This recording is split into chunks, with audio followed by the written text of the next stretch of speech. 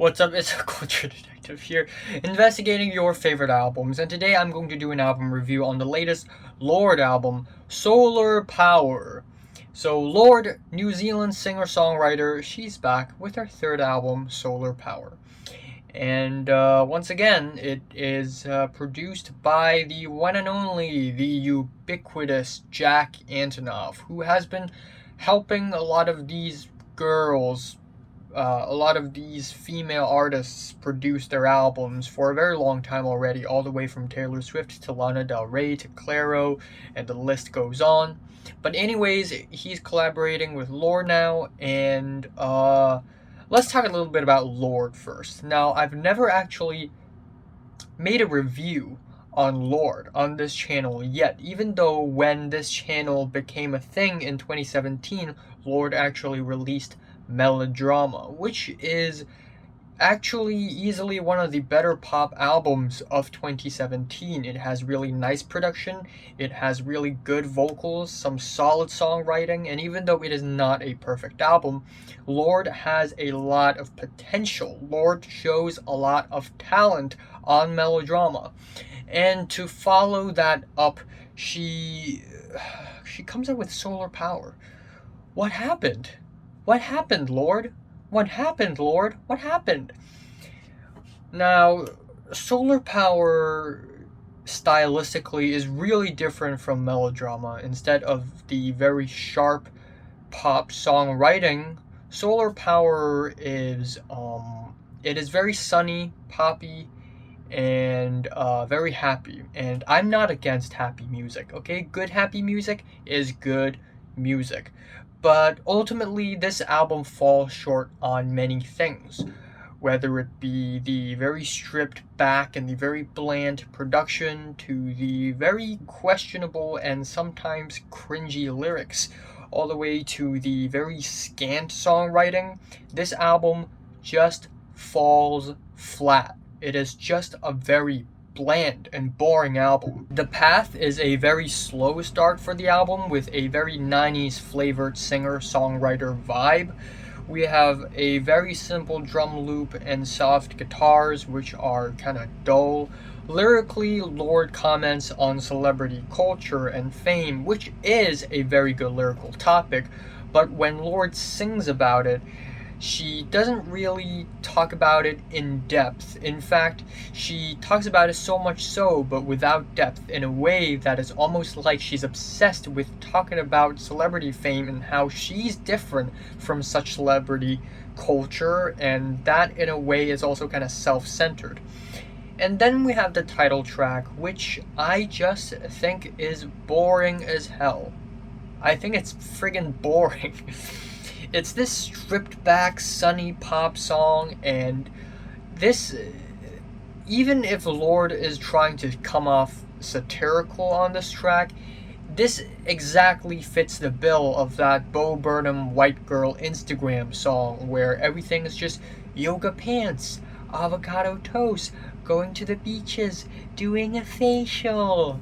And that is basically the whole fucking song. Just why?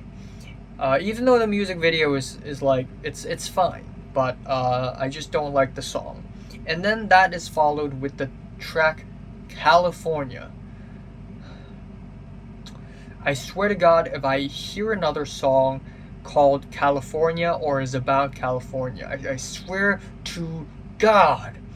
But yeah, lyrically, this is exactly what you would have expected. Sunbathing in the hotel, going to the beaches, and the instrumentals are very mild.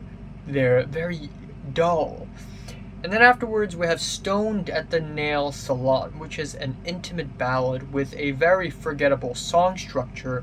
And lyrically, it is about feeling unfulfilled, kind of existential. But it never reaches anywhere deep, nor does it really carry any emotions with it, really.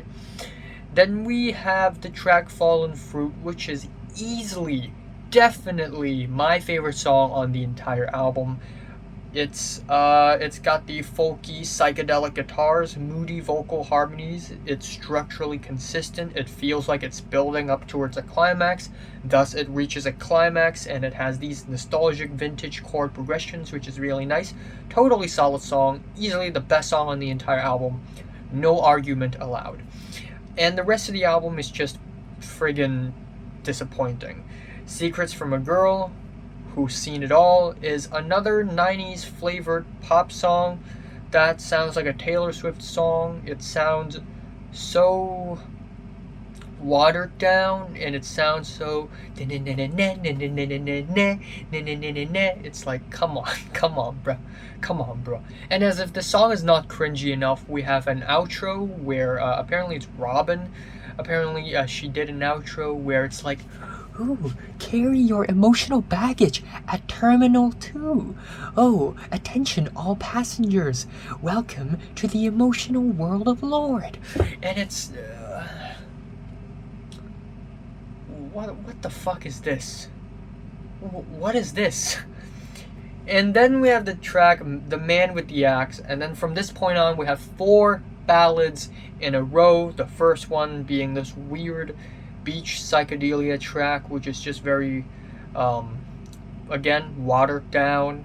The track Dominoes is about a guy who uses wellness as a mask for his toxicity, but again, it doesn't go anywhere deep. It feels kind of shallow, and instrumentally it's this easygoing guitar ballad that really isn't anything all that special. Big Star is easily the dullest, blandest, most boring moment on the entire album. Leader of a New Regime, oh my god, Lorde is going political on this thing, is basically a 1.5 minute soft guitar song with mild vocal layers. With a title like this, I expected more, really. And then we have the track Mood Ring. The verses are actually fine, in my opinion. I actually think the verses are fine. They're fine until the chorus comes on, which sounds very cartoony, very goofy, and lyrically this track is, again, about yoga, vitamins, and wow, if you think about it, the 2000s feel like a long time ago.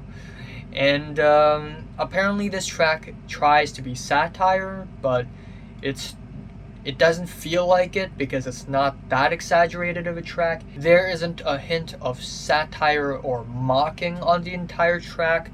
And the way the track is produced and written and sung, it just sounds like exactly the thing that it's laughing at. So it just kind of fails at that completely. And then the album ends off with Oceanic Feeling, which is very mild. It's got a groovy bass, chunky drums, some questionable spoken word bits, and yeah, it just doesn't end things well at all. It just feels kind of drab, and not that great of an ending, not that great of an album, just very disappointing, man. After Melodrama, I really expected more. I expected myself to give her next album an 8 out of 10 after Melodrama, but instead we have this album. Yeah, my favorite track here is Fallen Fruit, and my least favorite is Secrets from a Girl. Emotional Baggage at Terminal 2. I'm giving Lorde Solar Power a strong 4 out of 10. So, have you listened to the latest Lorde album? For 1 to 10 numbers you rate it, like it, and subscribe if you want more, and thanks for watching. I will be reviewing Death Heaven and Tropical Fuckstorm and Suzumu Hirasawa very soon. And also Kanye and Drake's latest album, if they decide to drop their albums.